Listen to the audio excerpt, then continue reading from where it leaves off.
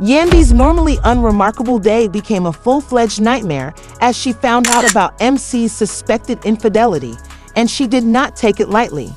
Yandy's answer was reportedly passionate, but when an impromptu scuffle broke out in these confined spaces, the situation became even worse. Following the disastrous outcome of Yandy and Mendeecees' romance, fans are in utter disbelief. At that public gathering, tension was already building, but when Yandy finally got to meet Men, it ended with a loud slap that went viral on the internet. The event was so stunning that even onlookers stopped in awe. What exactly Mendeecees said that made Yandy lose it, though, is the true question. Who is the woman responsible for this affair? Put on your seatbelt because this story is going to take some unexpected turns. Keep an eye out because Elia's sweetness of this love scandal is about to happen. It began as a typical evening, but swiftly devolved into a violent confrontation that nobody, particularly males, anticipated. At first, Yandy dismissed the rumors about her spouse as simply another online rumor, even though she had always handled situations coolly. The worse the sea gets tomorrow, the more people will try to criticize them and create drama where none occurred. But this time, the bomb was dropped. It wasn't simply a bunch of random online trolls muttering that individuals close to them were making these accusations. Yandy's close pal posted a grainy, distinctly far-off video of persons that were plainly recognizable. He felt too comfortable and too near to a woman who was closer than Yandy. Her palm trembled as she re-watched the film, taking in fresh details that made her stomach turn. He laughed a bit too loudly and continued to waste his hand on the woman's waist. Following a cordial conversation, it was Private who was at fault. Yandy felt the surge of rage, tightening her chest in a strict alley after everything she had sacrificed and everything they had endured. Forup. She had supported him when things seemed to be going against him and throughout the most trying periods. Even though the back set is always impulsive, this time it was different because she needed answers immediately. So she picked up her phone without thinking and dialed Mendeecees.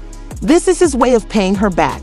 Her jaw tensed and came back without pausing when it rang twice, and she answered, stopping. When Amber eventually made it to the lounge where Mendeecees was last spotted, she had transformed into a full-fledged tempest, and as soon as she entered, everyone began testing her. Her heart was pounding in her back ribs. But was she being disregarded? Or worse, was she still with him? Determined not to wait for an explanation, she hid her keys and fled the house, threatening to search for him by herself if he didn't respond.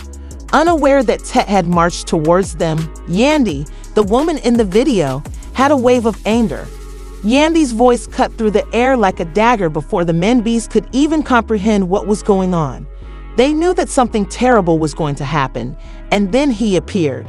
Unaware that the cyclone was approaching and taking up the seat next to him, DC was seated in the rear. Then him grew bigger and he remarked, "Don't you dare act confused."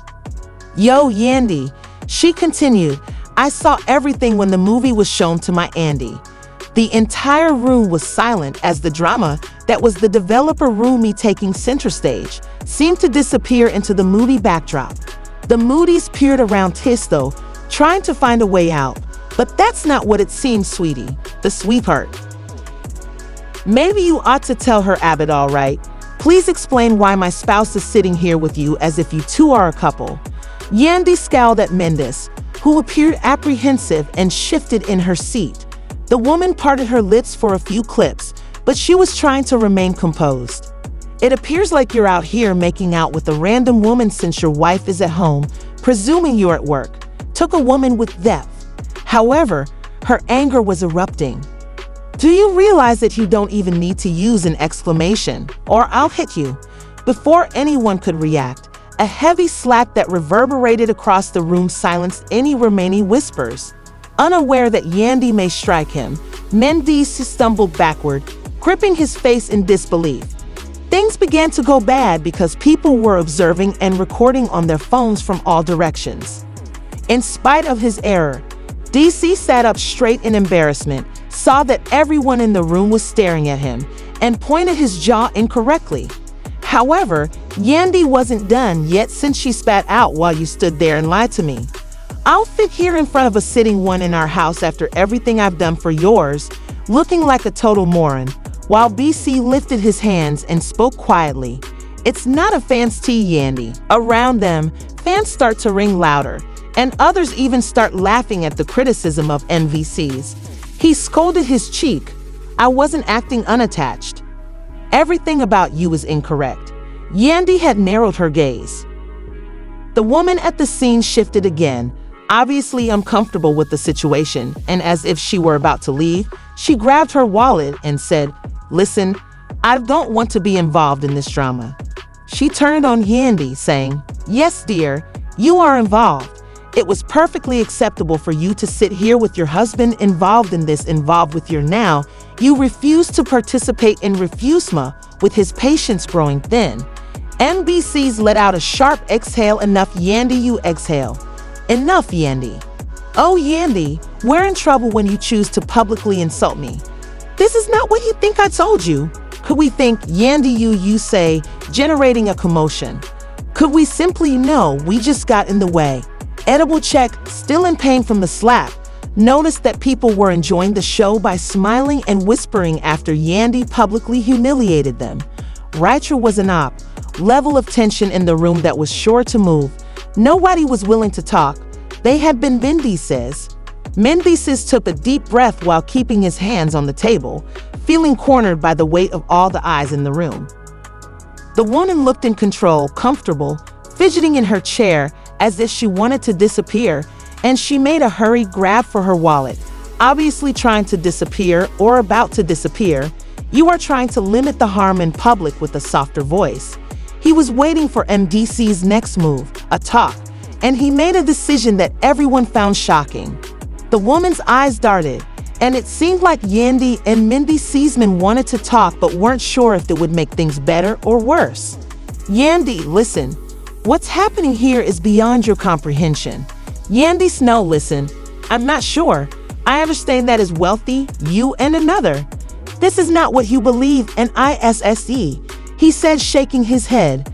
"Maybe I ought to go," but Yandy cut me off, saying, "Oh, you're not going anywhere. You can now defend yourself since you're bold enough to walk out in public with a married man. Who are you anyway? It seems so apparent, man." "Her name is Vanessa," stated the man after taking a long breath and wiping his face. "She is a business partner." "That's all you have, Yandy, I guess?" Raised one eyebrow at the woman, who remarked incredulously, said partner in a forceful but cautious tone. "We were talking about a potential deal." Even though she was at one place where we were just chatting, I had no idea that things would get worse for Thea and Yandy, who confronted her with her eyes blazing. "I don't give a damn about what you didn't know, girl. The truth is that you appeal now, girl." He gestured to the woman, and Vanessa eventually found her. "Okay." Her tone had sour laugh. "Oh, really late night baton of ages slaughter. You're making a big deal out of nothing, Yandy. I was sitting here when Mendeecees groaned and scratched his nose. Really, late night drinks, evil laugh boots, and that movie are now all Palokingrit gatherings. I'm blazing at ease with my gatherings." "That's because the video was only in my razor, and I heard Yandy say it again." Rasped Bridge. "You might resemble her quite a bit." He wasn't silently innocent either, and he knew Yandy wouldn't tolerate this, so these men stayed hushed no matter what he said. He sighed and looked at both at last. Yandy's gaze became strained as he said, "I made a mistake, all right. This either how have mistake right. This neither have made it apparent that it is all business." Why didn't he realize that he wasn't sure Vanessa was moving next to him and that he could feel her hoping that she wound you further into this? He wasn't cheating, but he would win by not behaving like a married guy ought to. I was aware that he would also assume. What would you think if I told you that he had repeated this, but more severely? Who is at fault then? Is it because of me that you're out here in the middle of the night having secret meetings? Yandy's jaw tensed as Hurley remarked, "I didn't want to deal with needless drama." "Congratulations, MCs, since you've now been given all the drama." After clearing her throat, Vanessa made a dramatic gesture. I don't want to be in the middle of this, she muttered. So I think I should just go again to this. Yandy had previously lost her temper. Now I have. You were dodging it, Ma. Everyone in the vicinity was taking pleasure in the high level of tension that existed between them. When Vanessa pitted, Yandy and MC were alone. Essie scooped up her leave and fled from MC's lounge, avoiding eye contact. With a sigh, DC turned to face Vanessa's ire and said, "Yes, you might want to leave." Yandy came over as soon as Vanessa had gone, lowering her voice and somehow making it more intense. Her eyes widened as she said, "Be honest with me, no CES. Are you betraying me at the moment?" "Why am I getting the impression that you are dishonest?" When Yandy checked his loans for any indication of it, she whispered to Males in a hurtful tone, and DC softened her voice slightly by saying, "Men don't trust me." With a shudder, Yandy remarked, "Who is to blame for that?" For whispering to him, with the intention of blaming Marin and muttering, "He intended, but I'm not." A momentary tightening of the silence may have indicated that something was ready to blow out or smell bad. After a long silence, C's didn't reply. I shuddered when Yandy shook her head. As she turned on her heel and began to leave Mesa, Pennsylvania, she shook her head and waited, her eyes full of frustration. When he added, "Well, please like me to go back out," Yandy stopped and then nodded. Does he emphasize, "Come home, please, let's have a private conversation in DC's," and add him in impenetrable detail for a long time, before she eventually let out, "All right, Manny." She's had a breath. The expression he was unaware Manatees was not breathing. "Please do not close at all men." DC's remained star right place after Ganbi all men. By Charmander Star's agreement, very Ganbi gave him a charge.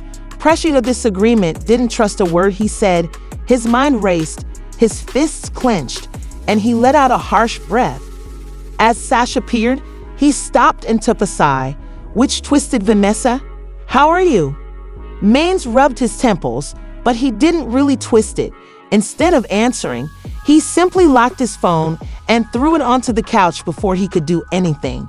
Nevertheless, he reached for his phone and looked through his contacts, deciding whether to call Yandy or give her some space rather than just vanishing while Yandy was holding the steer. Her car, as it sat parked outside a quiet cafe, she was upset about the whole thing and wanted to believe him, but she knew something wasn't quite right. She pulled out her phone to check the text again, and the fact that the anonymous sender hadn't answered her follow-up questions made her doubt whether this was a random troll trying to stir things up or if it was real. Before pressing the Kim Bell call button, she ran her fingertips over it, asking me questions and getting advice. But then she received a notification that a video had been sent to her, and when she clicked on it, her heart raced. The distant video was gray, but it was clear enough that DC was sitting in a darkened lounge, leaning against Vanessa, and his body language showed intimacy even though they weren't touching. Mindy quickly looked around Vanessa to make sure no one else was watching, and she listened to it twice in 3 instances before a tear fell on her phone screen. She didn't realize she was crying because this wasn't your average business meeting, and he appeared too familiar and comfortable before Vanessa caught him. An eternity passed between each red light as she drove home, and she was shivering. When she finally pulled into the driveway, Mendeecees was pacing the living room when she entered Lai's house. When I finally listened to Yandy, she said nothing at all and simply accepted it. That was all because he didn't even acknowledge seeing her. You will notice that his tone was barely audible above a whisper despite her shaking palms. Yandy's voice was cold, and it didn't matter who sent it. The palette ad is important, and Mendeecees didn't reply.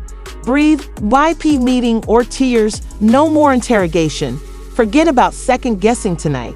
And she was going to get the answer she needed second-guessing tonight. The phone tapped the screen and lifted. The movie started to play, and Mendeecees' face went pale for Yandy.